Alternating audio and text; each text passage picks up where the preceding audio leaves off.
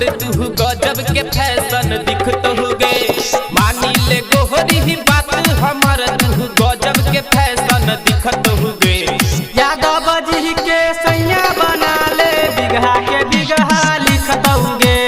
यादव जी के सैया बना ले बिगहा के बिगहा लिखतौगे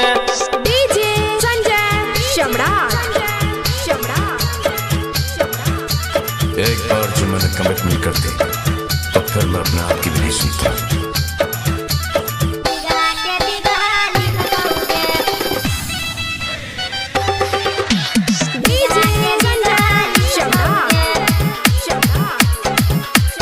सोनी लियोन जेना के गोहरी लागो तो हर रूप गे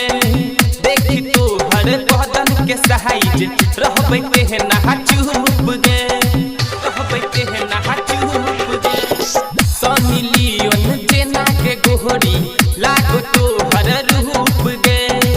देखी तो हर बदन के साइज रहबै के ना चुप गे हुस्न के पहरी सुन फूल झहरी तोहर सबाद पूरा चिखतौगे हुस्न के पहरी सुन फूल झहरी तोहर सबाद पूरा चिखतौगे यादव जी के सैया बना ले बिगहा के बिगहा लिखतौगे यादव जी के सैया बना ले बिगहा के बिगहा लिखतौगे डीजे संजय सम्राट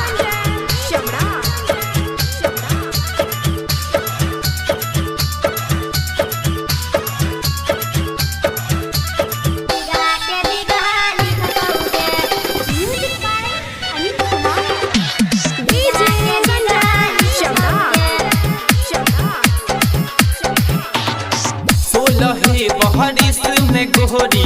भगेल पर फेंक गे आन दिल सह दिल के गोहरी काले तू कहने गे काले तू कहने गे सोलहे बहरिस में गोहरी भगेल पर फेंक गे आन दिल सह दिल के गोहरी काले तू कहने गे कदही दहान सुनहि के जान तबे त आशिक सिखतौगे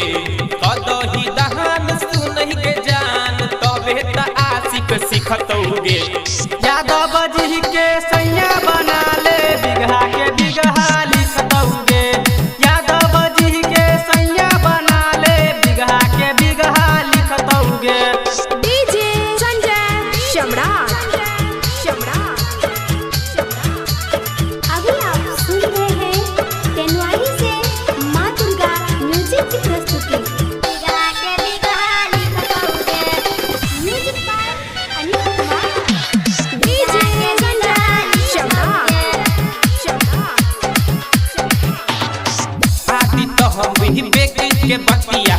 कॉले तू मन झूर गे राहुल हम हनीस के गोरी करने तू मजबूर गे करने तू मजबूर गे आदि तो हम ही बेक के बतिया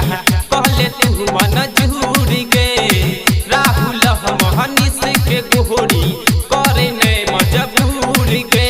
डीजे मानस सकल तू यारी संगे में तोरा टिकत हुगे सिंगर